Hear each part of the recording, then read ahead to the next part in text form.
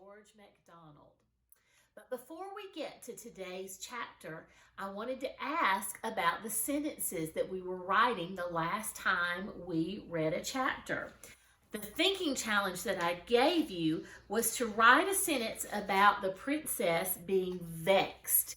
And I asked you to do a starter. The princess was as vexed as, and then think of a really interesting ending for your sentence. Were you able to think of a really interesting ending? Well, I hope so. And if you didn't, I hope you'll take some time to think about it. Here's mine. The princess was as vexed as the Queen of Hearts when she loses at croquet. The Queen of Hearts is from Alice in Wonderland, and you may know she has a terrible, terrible temper. And anytime she loses at croquet, she shouts, "Off with their heads!" And so I could tell that the princess would be mad like that, or as vexed as the Queen of Hearts. Well, let's get to today's chapter. Today, we're actually going to read all of chapter 5 and the beginning of chapter 6. So let's get to it. Chapter 5 is called The Princess Lets Well Alone. When she woke up the next morning, the first thing the princess heard was the rain still falling. Indeed, this day was so like the last that it would have been difficult to tell where was the use of it. The first thing she thought of, however, was not the rain, but the lady in the tower. And the first question that occupied her thoughts was whether she should ask the nurse to fulfill her promise this very morning and go with her to find her great-great-grandmother as soon as she had had her breakfast. But she came to the conclusion that perhaps the lady would not be pleased if the princess brought someone to see her without first asking permission, especially as it was pretty evident, seeing that she lived on pigeons' eggs and cooked them herself, that she did not want the household to know she was there. So the princess resolved to take the first opportunity of running up alone and asking whether she might bring her nurse. She believed that the fact that she could not otherwise convince her she was telling the truth and that a visit would have much weight with her grandmother. The princess and her nurse were the best of friends all dressing time, and the princess, in consequence, ate an enormous little breakfast. "I wonder, Ludi," that was her pet name for her nurse, "what do pigeon eggs taste like?" she said as she was eating her egg. Not quite a common one, for they always picked out little pinky eggs for her. "We'll get you a pink pigeon's egg, and you shall judge for yourself," said the nurse. "Oh, no, no," returned Irene, suddenly reflecting that they might disturb the old lady in getting it, and that even if they did not, she would have one less in consequence. "What a strange creature you are," said the nurse, "first to want a thing and then to refuse it." But she did not say it crossly, and the princess never minded any remarks that were not unfriendly. "Well, you see, Ludi, there are reasons," she returned, and said no more, for she did not want to bring up the subject of their former strife, lest her nurse should offer to go before she had had her grandmother's permission to bring her. Of course, she could refuse to take her, but then she would believe her even less than ever.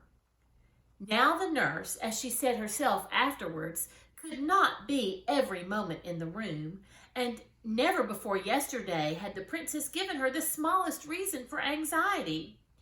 So it had not yet come into her head to watch the princess more closely. So Nursey soon gave her a chance, and the very first one that was offered, Irene was off and up the stairs again.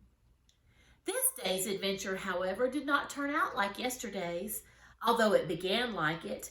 And indeed, today is very seldom like yesterday, if people would just note the differences, even when it rains. The princess ran through passage after passage and could not find the stair of the tower. My own suspicion is that she had not gone up high enough and was searching on the second instead of the third floor. When she turned to go back, she failed equally in her search after the stair. She was lost once more.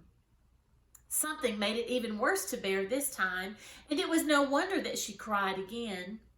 Suddenly, it occurred to her that it was after having cried before that she'd found her way to her grandmother's stair. So she got up at once, wiped her eyes, and started upon a fresh quest. This time, however, she did not find what she hoped, though she found what was next best. She did not come upon a stair that went up, but she came upon one that went down. It was evidently not the stair she had come up, yet it was a good deal better than none. So down she went, and was singing merrily before she reached the bottom.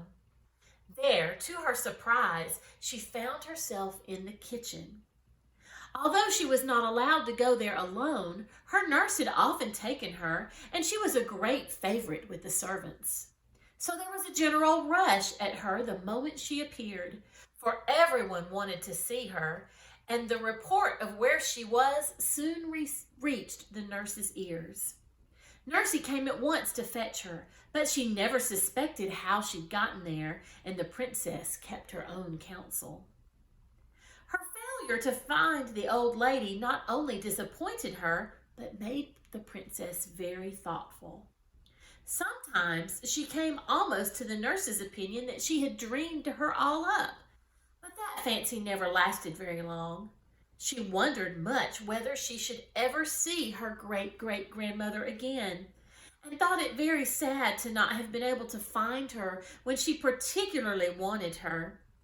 She resolved to say nothing more to her nurse on the subject, seeing it was so little in her power to prove her words. Chapter 6 is called The Little Miner. The next day, the great cloud still hung over the mountain, and the rain poured like water from a full sponge. The princess was very fond of being out of doors, and she nearly cried when she saw that the weather was no better.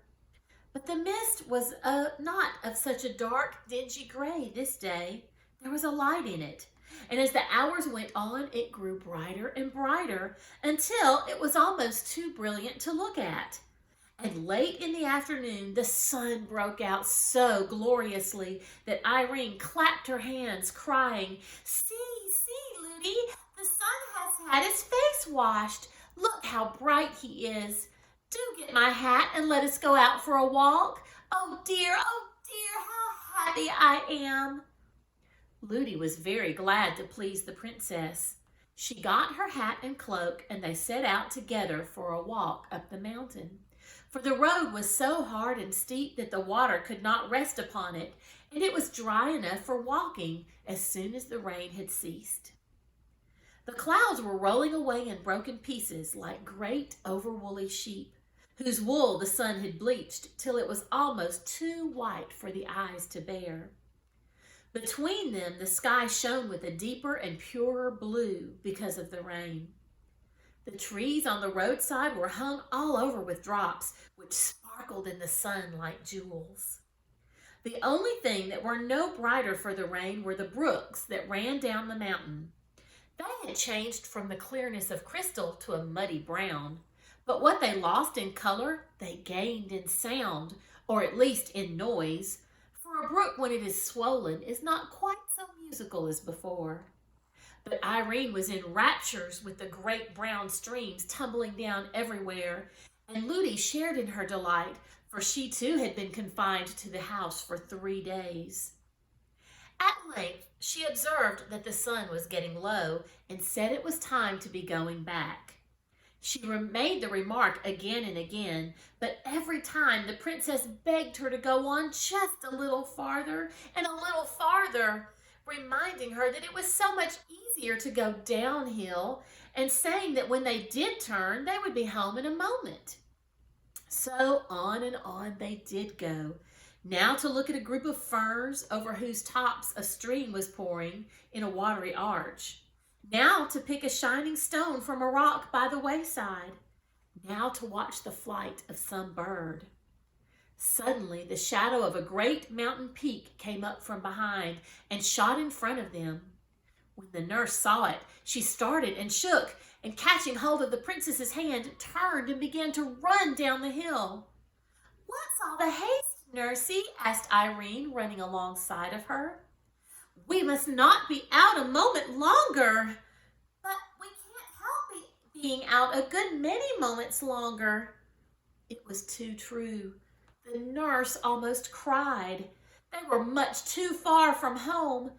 It was against express orders to be out with the princess 1 moment after the sun was down, and they were nearly a mile up the mountain.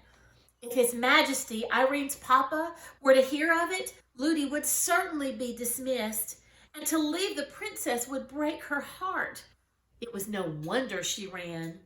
But Irene was not in the least frightened, not knowing anything to be frightened at. She kept on chattering as well as she could, but it was not easy. "Ludi, Ludi, why do you run so fast? It shakes my teeth when I talk." "Then don't talk," said Ludi. But the princess went on talking. She was saying, "Look, Ludi, look!" But Ludi paid no more heed to anything she said, only ran on. "Look, Ludi, look! Don't you see that funny man peeping over the rock?" Ludi only ran faster. They had to pass the rock, and when they came nearer, the princess saw that it was only a lump of the rock itself that she had taken for a man.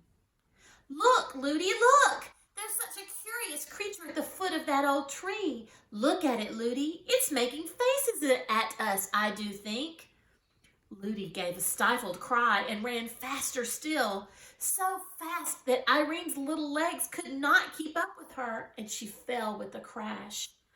It was a hard downhill road, and she had been running so very fast, so it was no wonder the princess began to cry. This put the nurse nearly beside herself, but all she could do was run on the moment she got the princess on her feet again. "Who's laughing at me?" said the princess, trying to keep in her sobs and running too fast for her scraped knees.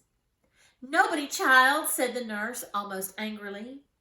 But that instant there came a burst of coarse laughter from somewhere near, and a hoarse, indistinct voice that seemed to say, "Lies, lies, lies!" "Oh!" cried the nurse with a sigh that was almost a scream, and she ran on faster than ever. "Nursey, Ludi, I can't run any more. Do let us walk a bit." "What am I to do?" said the nurse. "Here, I will carry you." Nursey caught the princess up, but found her much too heavy to run with, and had to set her down again. Then she looked wildly about her, gave a great cry, and said, "We've taken the wrong turning somewhere, and I don't know where we are. We are lost, lost." And that's where we're going to stop for today. It's a very exciting part in the story, isn't it? Well, for today's challenge, I would like to challenge you to do what Ludi and the princess did. I'd like you to go out for a nature walk. And as you go, use all of your senses like the princess and the nurse did to see things, to hear things around you, and even to smell the air and see what you smell, and then to feel different things. The princess might have felt the water on her skin being splashed against her, and maybe even felt the breeze as they were running so fast down the hill. So you can make yourself a page in your booklet for your nature walk. And write down things that you see, that you hear, that you smell, and that you feel as you go. Or you might take your walk and then come back and write down these things. Well, I hope you have a great time on your walk today. I'll see you next time. Bye-bye.